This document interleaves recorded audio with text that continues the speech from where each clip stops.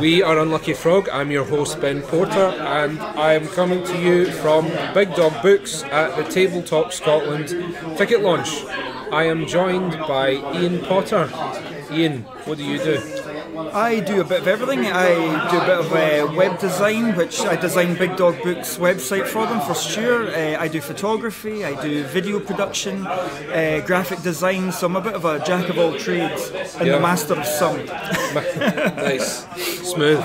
So, you said you designed the Big Dog Books website. Yes. Was that a challenge for you? No, particularly. I mean, with a business who know what they're doing so clearly, like Stuart does with Big Dog Books, it's actually quite easy because they already know the direction of the business, what it is that they want to achieve from a website, which is really handy. I give a lot of advice to small businesses when they do come to me for a website because they don't really know about marketing and things like that, but Stuart's really switched on. He's got some really good contacts. Big Dog's a bit like a family. There's lots of people that will help and give advice and all that sort of stuff. And Stuart's very socially aware, so he has got a lot of good connections. As some of his staff as well are very good at marketing. They're getting videos together. So content, obviously in the comic book world, content is not a problem. There's plenty of pictures. There's plenty of material is given to you. So no, it wasn't particularly hard. Stuart thought it'd be hard to learn how to update his website. I managed to teach him to do that as well. So they're doing brilliant. We're obviously at the Tabletop Scotland ticket launch event. You planning to come along? I am. I've got a small problem where I've already got an all-weekend photo shoot pre-planned from an existing client I've had for 5 years. So I can't exactly say no, I'm ditching that. However, the event is normally finished by Saturday morning. Sorry, not Saturday morning, Sunday morning. I intend to try and get along on the Sunday afternoon to the event. And you mentioned that you're going to try and bring your kids along? Or? Yes, absolutely. I've got a 7 and 11-year-old. My 11-year-old is big into drawing manga and things like that, so she's really into creative things and this sort of group, I suppose. She's very shy though, so it's hard to get her to mingle with people. And my son is a massive superhero fan, so he's big into his Iron Man and Hulk, and that's all he talks about all day long is superheroes. And he plays a lot of Pokemon, and actually Big Dog introduced him to Pokemon on one of their introduction days. So it was a really cool way for him to interact with people with the same sort of mindset that he's got, and I don't understand it fully. My wife had to learn. You don't know your Pikachus from your Raichus yet? I don't know. No. I know who Pikachu is. That one's pretty famous. But when it comes to the card game, I'm looking at it completely lost. I'm more of a comic book kind of guy. I like my Batman comics, and a lot of the Dark Horse stuff is what I read. And Mark Miller, actually, a lot of the Mark Miller stuff.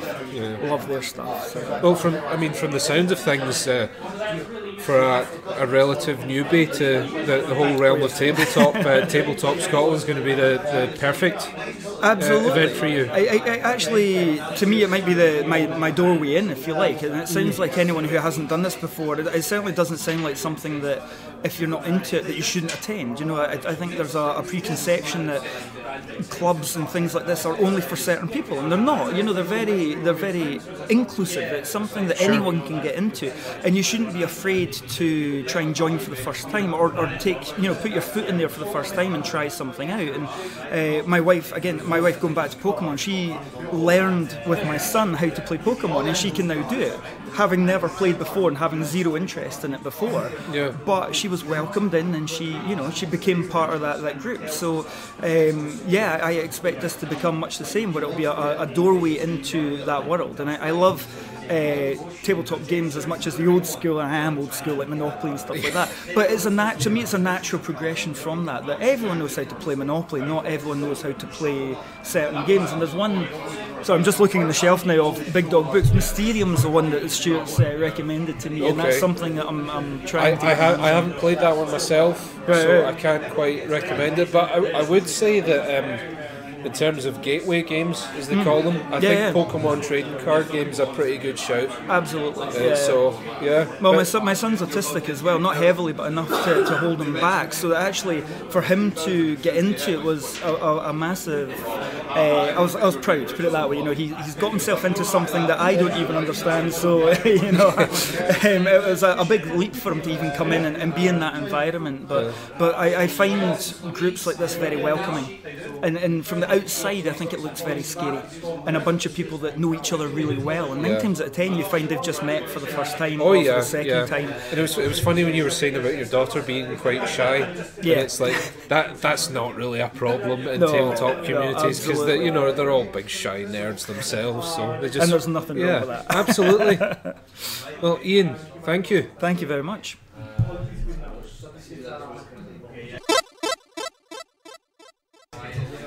So, we are on Lucky Frog, we're back. I'm Ben Porter, your host, and I am joined by Mr. John Harper. Hello! Who has suddenly got the giggles. He doesn't want to have the giggles, I don't know why I've got them, but there you go. You're just so thrilled to be here. Enthused, the word is enthused. I'm an enthusiastic person. Yeah, and you've got so many reasons to be enthusiastic tonight.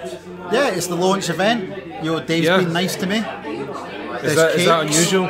Yeah, he's a hard person. I have to say, you guys really badmouth each other a lot. You haven't obviously worked with him, have you? Well, I've worked with him a couple of times, and he, to be fair, did paint Duncan to be a bit of a bully. True, that Duncan is an actual bully. Right, okay, that's not been my experience, but time will tell. So. And there's this other guy called Simon, he's a right D-bag. We are recording, yeah. Excellent. Yeah. Ask John what his nickname is. What's your nickname, John? Dumbass. It's not very imaginative, I have to say. Yeah. Huh? Cool. So, nice to meet you folks, I'll be back soon.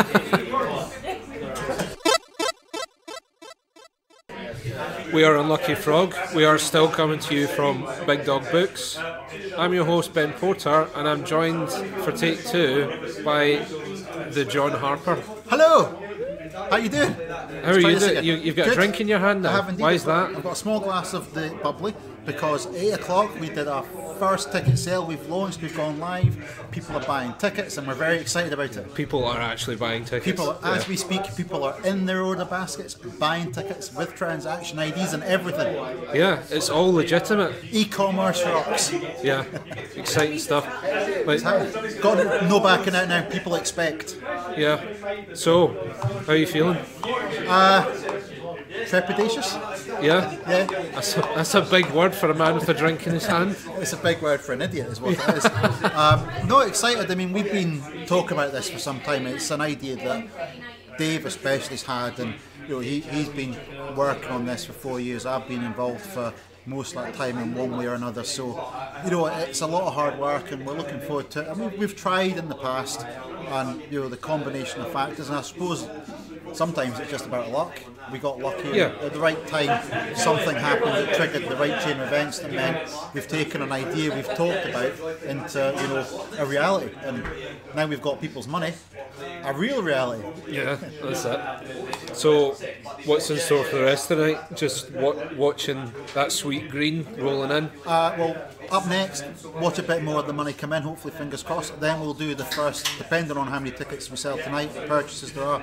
We'll do a few prize draws. We've got prize draws scheduled for the purchase process, and I wrote them all down on a plate because I'm clever, and I've lost my plate. Where's the which plate? I'll get in a minute. Is this the plate? No. Because I ran out of paper. I had Charlotte is fetching the plate. Fetching paper plate. Because people can't see Charlotte fetching the plate. So what we're doing is throughout the evening and then into the rest of the year, whenever people buy tickets and make purchases, for every purchase we do prize draws. So the very first person to buy a ticket, who is actually in the shop tonight, a lovely chap called Scott, who was on his phone at 8 o'clock, button mashing as fast as he could. What a lad. He's won his very own unique, to him, one-of-a-kind Tabletop Scotland t-shirt. Right, I need to jump in here because I've just remembered what we were talking about before you got whisked away. T-shirts. T-shirts, yeah. Right, so you are currently sporting a white t-shirt with the Tabletop Scotland logo in blue. Yeah.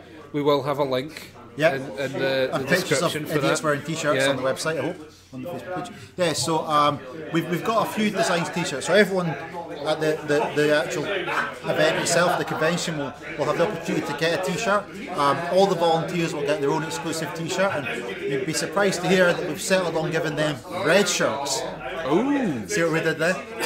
And those of us that are lucky to be involved in the organisation, we'll be wearing gold shirts. Oh. Can you tell where this is going? Is that from Star Wars? Star Trek. Oh, come on, man. I'm going to speak to Charlotte instead. I set you up there. Yeah, really. Hook, line and sinker. Yeah, well, I don't like you anymore. Dwarf player, you can't trust him.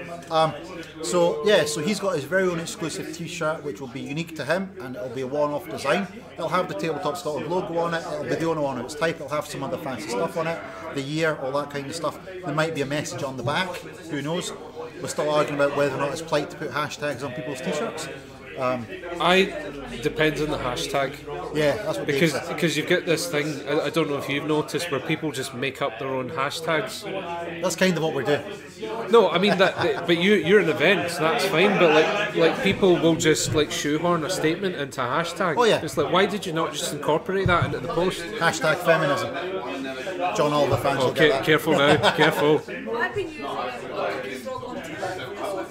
Excellent. I like No, that. see that's applicable because it's like an actual thing that's happening, but I can't think of an example off the top of my head. So this is totally falling flat.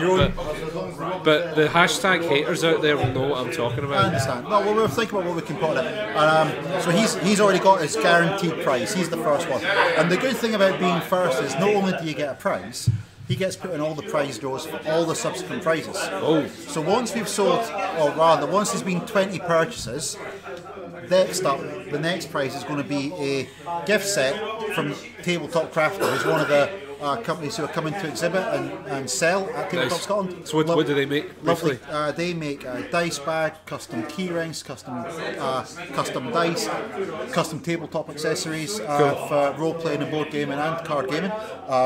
Lovely lady called Kerry. She's doing it at that. So the first 20 purchases go in a prize draw for that. Then after 40 purchases, everyone that's bought something will be entered into a prize to win a copy of Wibble + by Stuff by Bez. Yep, which we have played. We've had Bez on the podcast Yeah, you've had before, Bez. actually. Bez is lovely apparently. I've not met Lovely, Bez yet. space cadet, but lovely. Not met her yet. I'm looking forward to meeting her. Yeah. If only because I want to find out if she drinks, because I get the rather sneaky feeling that could be a fun night out. Yeah, time will tell. Especially if I'm there. And then, so everyone who's bought a ticket up to 40 purchases gets a chance to win both those prizes. Yep. Just keep rolling and rolling. And then after 60, some digital codes for Galaxy Truckers and another game that I can't read. Did you not write this? No, Dave wrote it. Something Games age, Edition. Something age. Treasure Age. Treasure Ace. trouser age. Trouser Age. Trouser Age. Treasure Age. The digital codes are for. it does look like trouser age. We're trying to figure out. Dave. It's not. It might be Trouser Age. It might be Treasure Age. It might be Treasure Island. Treasure Ace. We're going with Treasure Ace. Treasure Ace. Treasure Ace. We've not played, but I want to play Trouser Age. not in public. Yeah. Not in public. I'm probably not sober. Yeah. Through the ages. Really? Right, we're going to have a picture of this up in the description so that you can interpret it and write in and tell us what you think this says. And if you've not yet created your own board game and fancy having a chance at one that'll do well on Kickstarter, we recommend Trouser Age. Yeah. And then after 80 purchases, there is a copy of 3 to 4 Headed Monster by Taster Minstrel Games. And then after 100 purchases, it's a DMB RPG terrain set. Nice. So lots of prize draws. So Scott, who bought the first one's got a fighting chance of winning lots of different prizes. He could actually sweep the board. He could do. He's not going to. Nobody's that lucky. And I'd definitely be suspicious if he did. But yeah, lots of prizes. And that's just the first 100 purchases. There's more to follow if people really like us and buy lots of tickets. Which I'm sure they will. I hope they do. Yeah. I hope so too. This costs money, you know. Yeah. As do all things. Unfortunately, Yeah. it costs a lot of money. So please buy tickets now. Yeah. Okay. And yeah, on that subject, where can people buy tickets? Tabletopscotland.co.uk. Click on the buy tickets button right on the front page. And how much do they cost? So a weekend ticket, because you're going to come for the weekend, is £15, and that's What a bargain! it is a bargain. 2 days, unlimited gaming, £15. How your brother's sitting there giggling at us. He's an idiot. He giggles at everything. You know. Forrest Gump looks down on him. That's the kind of simpleton he is. Yeah, so there's also, if you look at the website, there's different options for just Saturday tickets or Sunday tickets. There's some amazing deals for family tickets. You know, a family and It is a family-friendly totally event. family event. I don't know if Dave said this when he was on before, and the guy said it earlier, but we're actually partnering with the Scottish Youth Young Person. So we're an official partner for the Scottish Youth Young People, so a young person. So we're really focused on the family, and we're currently, and Dave will tell me off for spoiling it, but I'm spoiling it anyway. We are currently, and we're just finalising the last details and ticking the boxes, going to be able to offer everyone who attends the opportunity to take a visit to the Live Active Leisure facilities in the building next door with the swimming pool and the spa and the gym and the sauna, if they want to go for that kind of facility. And they get a coupon, a money off coupon, so they get the same discounts they would get if they had one of Perth's Live Active cards for the cost of getting in. That's family cool. tickets, etc. Yep. So if you had a hard day gaming, you want to chillax, go and have a sauna and a swim. Or if you actually want to get up off your bum for a bit, Yeah, definitely. next door and do that. And it's literally a 5-minute walk from venue to venue, and it's perfect leisure facilities right next door. So that we confirmed that earlier today. What a time to be alive. I know, totally chuffed. Yeah, Yeah. you should be. I should be. And we've got an event schedule. Has Dave shared the event schedule with you? Well, I won't share the whole thing with you, but all I'm going to say is this: Karuba, Indiana Jones, glitter costume, me. This was discussed on a previous episode. It's happening. And the earlier episodes, like, just there. It was discussed just there because what happened was there was two suggestions floated. Initially, it was the Indiana Jones costume or the classic bingo collar costume. The glittery Why jacket. not both? Exactly. Why That's not what I both? said. And I'll have a whip and a hat and a pistol and everything. Exactly. That alone is worth it. Oh yeah, and we've got a little bingo thingy machine for getting the numbers out properly. I think that spectacle alone is worth the cost of it. Is worth the cost of admission. But it gets better. The Okay. reason it gets better is because we're not going to just do it once. We're going to do it twice. Once during the day, and then once in the evening.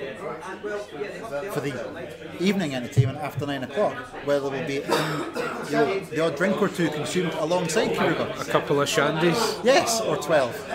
If I can get away with it. Not probably not, but Well, yes. you're supposed to be calling it. I'm calling it. So for the adult-friendly version in the evening, should be fun.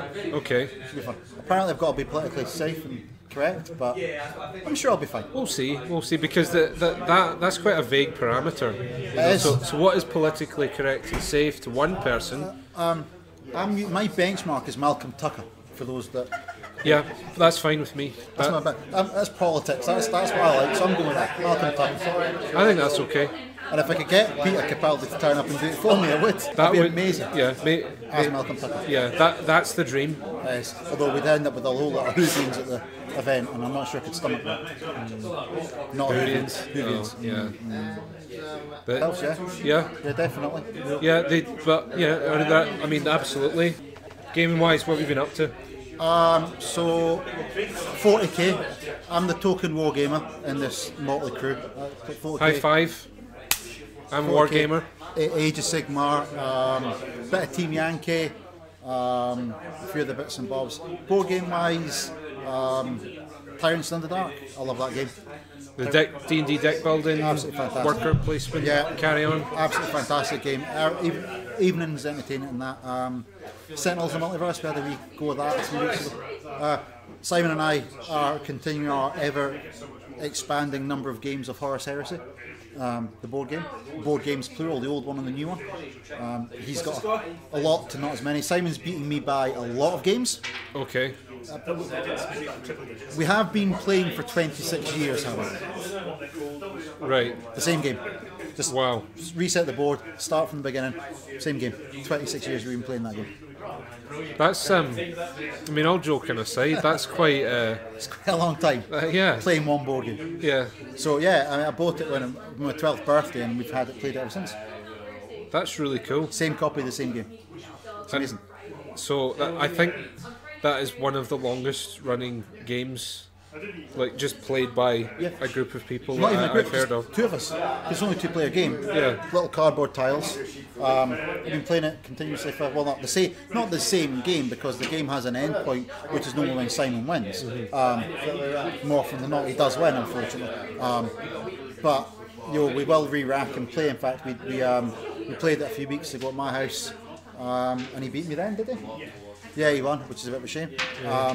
A grand tradition, all the same. Yeah. I get my odd win in occasionally. What else have I been playing? So You've been playing Shadespire, haven't you? yes, Shadespire rocks. I am a GW fanboy. I will happily admit that. To Oh anyone. yeah, same. No shame about it. There's a GW next door, which I might nip in if it's still open. I don't think it is, but No, I don't think so. damn it, I was hoping to go in early. So Shadespire, which absolutely rocks. It's a very well built game. It's clever. It isn't a war game. It's a departure from what they've done elsewhere. And as a game, it's solid. I think it really works. Well, I don't know if you listened to that one yet, the Game of the Year episode, but it was our pick for Game of the Year. Excellent. So what are you playing with now? I've been playing with Orcs, but Fire Slayers are coming out. Yep. so I'm going to be rocking them. I think they actually come out on the 17th of February. Sounds about right. Yes, Yeah. Well, sure. I got the White Dwarf the other day because I'm a subscriber, so I got it a bit earlier, and that was the date. It's them, and so they're called the Chosen Axes. Yeah, it's the Fire Warband, Slayers, and then the other one is Spike Claw's Swarm, which is the Skaven. Which look quite good as well. Yeah. And nice new models for them as well. Yeah. I was kind of surprised. See, the way that the Skaven Warband works, there's 5 of them. You've got the leader, who's like a storm vermin, and he's pretty nasty. He's got like a range of 2 on that halberd, and he gets do a lot of damage. gets cleave on a crit. Oh, nice. But what's quite interesting is that only one other member of the warband is named. The other 3, when you die, you put a new clan rat back Well, on. yeah, because they just Skaven. Yeah, it's just endless swarms of That's what it is. I Skaven. mean, Yeah. who cares? A rat's a rat, Yeah. isn't it? So the best game I've played of it so far was a few weeks ago. I was in Common Ground Games in Stirling, and we played a four-player game Yeah. with I was with Stonecasts. One of the guys had the Corn Band, one of the guys had the Orcs, and one of the guys had the Undead, the Skeletons, and that was an interesting game. So How have you been finding the Stormcast?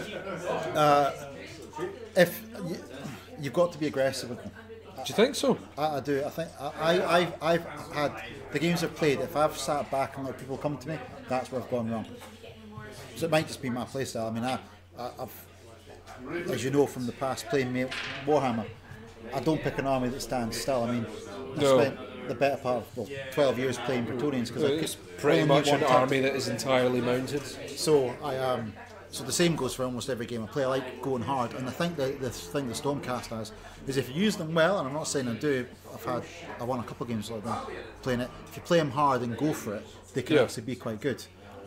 They're just as good standing. You know, they will hold something better than almost everyone else. But I found myself I'm better with them going forward. Just push hard, go for the big hit, and it works. That's quite interesting because I've predominantly been an orc player thus far, and when I go up against Stormcast, the thing that I do right away is try and isolate one of them. Yeah, you've got to. You can't go mad and go in 3 different directions. You've got to go You've got to go as a wall of steel. You know, they really do rely on. If you get Phalanx up. Yeah, if you get the 3 of them going forward in the right place at the right time, nobody's moving them. And once you start, I mean, we played that 4-player game, and it was we started. Once I got some glory, got enough glory to start upgrading them. Then you can really start going down with them. I mean, if you've got a couple of upgrades on them, they become really killing. Skeletons go down quite quickly if you're clever with it. Yeah. I've noticed the way that most people that play the undead, when they know what they're doing, they keep the petitioners in the back. Yeah. because what happened in our early games when Josh and myself were playing it was I essentially just farmed the petitioners, they're called. Yeah. Just farm them for glory points. Yeah, exactly.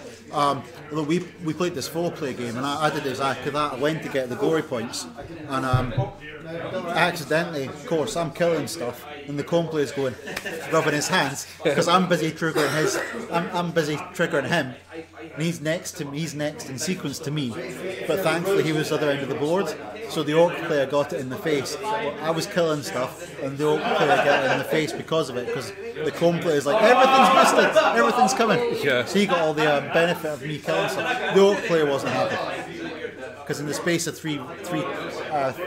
space of the skeleton player, myself, and then the corn player doing our activations, he lost 2 of his models. Because just a combination of stuff happening to him. You know, the skeleton guy went for him. However, the skeleton's corn player came in with all the flipped over cards and laid waste to him. Yeah. It was quite fun. It worked. It was a good game, but it actually scales up well. I mean, I've played mostly 1v1, but actually playing with 3 or 4 players does work. It felt like, did you ever play the Triumph and Treachery expansion for 8th edition Yeah, of Warhammer which is Fantasy? fantastic. If you got It felt like a scaled down version of that. it really does. You know, especially when you're not deliberately teaming up with people, but you can definitely apply cause and effect. And you know, if you're doing the right thing at the right time, if you play well enough, you can influence other people's process in a way that benefits you if you do it properly. If you do it wrong, you know, it's bye bye Steelheart. Yeah. It's been nice knowing you. Yeah. Which did happen. Yeah. Wasn't good. All right, John, you've been summoned. Thank you for coming on. Thank you very much for having me, chaps. It's been nice to see you again.